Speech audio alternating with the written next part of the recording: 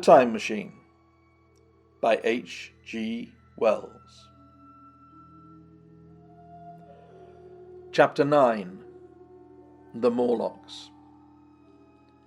It may seem odd to you, but it was 2 days before I could follow up the new-found clue in what was manifestly the proper way. I felt a peculiar shrinking from those pallid bodies. They were just the half-bleached colour of the worms and things one sees preserved in spirit in a zoological museum, and they were filthy cold to the touch. Probably my shrinking was largely due to the sympathetic influence of the Eloi, whose disgust of the Morlocks I now began to appreciate. The next night I did not sleep well. Probably my health was a little disordered. I was oppressed with perplexity and doubt. Once or twice I had a feeling of intense fear, for which I could perceive no definite reason. I remember creeping noiselessly into the great hall where the little people were sleeping in the moonlight. That night Weena was among them, and feeling reassured by their presence. It occurred to me, even then, that in the course of a few days the moon must pass through its last quarter, and the nights grow dark, when the appearances of these unpleasant creatures from below, these whitened lemurs, this new vermin that had replaced the old, might be more abundant. And on both these days I had the restless feeling of one who shirks an inevitable duty. I felt assured that the time machine was only to be recovered by boldly penetrating these mysteries of underground. Yet I could not face the mystery.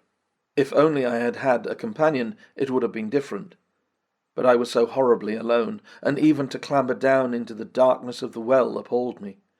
I don't know if you will understand my feeling, but I never felt quite safe at my back. It was this restlessness, this insecurity perhaps, that drove me farther and farther afield in my exploring expeditions. Going to the southwestward towards the rising country that is called Combe Wood, I observed far off in the direction of 19th century Banstead a vast green structure, different in character from any I had hitherto seen. It was larger than the largest of the palaces or ruins I knew, and the facade had an oriental look, the face of it having the lustre as well as the pale green tint, a kind of bluish green, of a certain Chinese porcelain.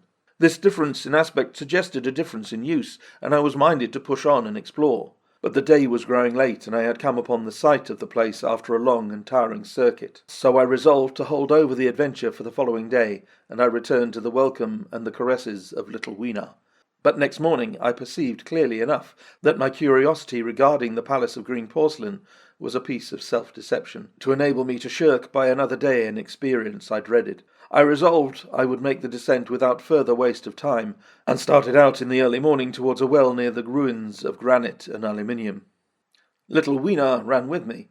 She danced beside me to the well, and when she saw me lean over the mouth and look downward, she seemed strangely disconcerted.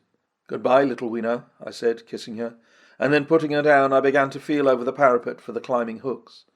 Rather hastily, I may as well confess, for I fear my courage might leak away. At first she watched me in amazement, then she gave a most piteous cry, and running to me she began to pull at me with her little hands. I think her opposition nerved me rather to proceed. I shook her off, perhaps a little roughly, and in another moment I was in the throat of the well. I saw her agonized face over the parapet, and smiled to reassure her. Then I had to look down at the unstable hooks to which I clung. I had to clamber down a shaft of perhaps 200 yards. The descent was effected by means of metallic bars projecting from the sides of the well, and these being adapted to the needs of a creature much smaller and lighter to myself, I was speedily cramped and fatigued by the descent, and not simply fatigue. One of the bars bent suddenly under my weight and almost swung me off into the blackness beneath. For a moment I hung by one hand, and after that experience I did not dare to rest again. Though my hands and back were presently acutely painful, I went on clambering down the sheer descent with as quick a motion as possible. Glancing upwards, I saw the aperture, a small blue disc, in which a star was visible, while little Weena's head showed as a round black projection. The thudding sound of a machine grew louder and more oppressive. Everything save that little disc above was profoundly dark, and when I looked up again, Weena had disappeared. I was in an agony of discomfort. I had some thought of trying to go up the shaft again and leaving the underworld alone, but even while I turned this over in my mind, I continued to descend. At last, with intense relief, I saw dimly coming up, a foot to the right of me, a slender loophole in the wall. Swinging myself in, I found it was the aperture of a narrow, horizontal tunnel in which I could lie down and rest. It was not too soon. My arms ached, my back was cramped, and I was trembling with the prolonged terror of a fall. Besides this, the unbroken darkness had had a distressing effect upon my eyes. The air was full of the throb and hum of machinery pumping air down the shaft. I do not know how long I lay. I was aroused by a soft hand touching my face. Starting up in the dark, I snatched at my matches and hastily striking one, I saw 3 stooping white creatures similar to the one I had seen above ground in the ruin, hastily retreating before the light. Living as they did in what appeared to me impenetrable darkness, their eyes were abnormally large and sensitive, just as are the pupils of the abysmal fishes, and they reflected the light in the same way.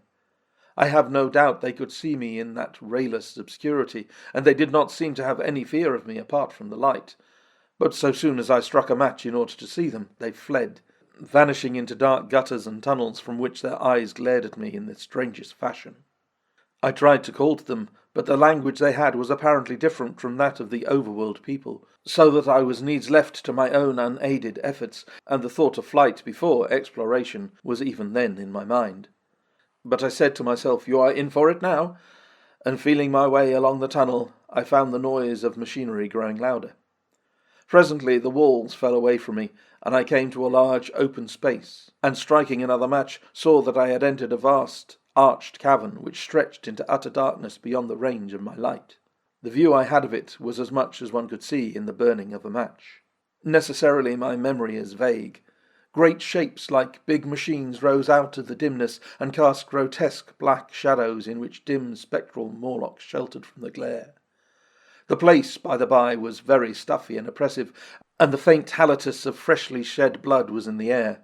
Some way down the central vista was a little table of white metal, laid with what seemed a meal. The Morlocks, at any rate, were carnivorous. Even at the time I remember wondering what large animal could have survived to furnish the red joint I saw. It was all very indistinct, the heavy smell, the big, unmeaning shapes, the obscene figures lurking in the shadows, and only waiting for the darkness to come at me again. Then the match burnt down and stung my fingers, and fell a wriggling red spot in the darkness. I have thought since how particularly ill-equipped I was for such an experience. When I had started with the time machine, I had started with the absurd assumption that the men of the future would certainly be infinitely ahead of ourselves in all their appliances. I had come without arms, without medicine, without anything to smoke. At times I missed tobacco frightfully, even without enough matches. If I had only thought of a kodak, I could have flashed that glimpse of the underworld in a second and examined it at my leisure. But as it was, I stood there with only the weapons and the powers that nature had endowed me with, hands, feet, and teeth. These, and 4 safety matches that still remained to me. I was afraid to push my way in among all this machinery in the dark, and it was only with my last glimpse of light I discovered that my store of matches had run low. It had never occurred to me until that moment that there was any need to economize them, and I had wasted almost half a box in astonishing the overworlders, to whom fire was a novelty. Now, as I say, I had 4 left, and while I stood in the dark, a hand touched mine, lank fingers came feeling over my face, and I was sensible of a peculiar, unpleasant odour. I fancied I'd heard the breathing of a crowd of those dreadful little beings about me. I felt the box of matches in my hand being gently disengaged, and other hands behind me plucking at my clothing. The sense of these unseen creatures examining me was indescribably unpleasant. The sudden realization of my ignorance of their ways of thinking and doing came home to me very vividly in the darkness. I shouted at them as loudly as I could. They started away, and then I could feel them approaching me again. They clutched at me more boldly, whispering odd sounds to each other. I shivered violently and shouted again rather discordantly. This time they were not so seriously alarmed, and they made a queer laughing noise as they came back at me. I will confess I was horribly frightened. I determined to strike another match and escape under the protection of its glare. I did so, and eking out the flicker with a scrap of paper from my pocket, I made good my retreat to the narrow tunnel. But I had scarce entered this when my light was blown out, and in the blackness I could hear the Morlocks rustling like wind among leaves, and pattering like the rain as they hurried after me. In a moment I was clutched by several hands, and there was no mistaking that they were trying to haul me back. I struck another light and waved it in their dazzled faces. You can scarce imagine how nauseatingly inhuman they looked, those pale, chinless faces and great lidless pink-grey eyes, as they stared in their blindness and bewilderment. But I did not stay to look, I promise you. I retreated again, and when my second match had ended, I struck my third. It had almost burnt through when I reached the opening into the shaft. I lay down on the edge, for the throb of the great pump below me made me giddy. Then I felt sideways for the projecting hooks, and as I did so, my feet were grasped from behind me, and I was violently tugged backward. I lit my last match, and it incontinently went out. But I had my hand on the climbing bars now, and kicking violently, I disengaged myself from the clutches of the Morlocks, and was speedily clambering up the shaft, while they stayed peering and blinking up at me. All but one little wretch, who followed me for some way, and well-nigh secured my boot as a trophy. That climb seemed interminable to me. Within the last 20 or 30 feet of it, a deadly nausea came upon me. I had the greatest difficulty in keeping my hold. The last few yards was a frightful struggle against this faintness. Several times my head swam, and I felt all the sensations of falling. At last, however, I got over the well-mouth somehow, and staggered out of the ruin into the blinding sunlight. I fell upon my face. Even the soil smelt sweet and clean.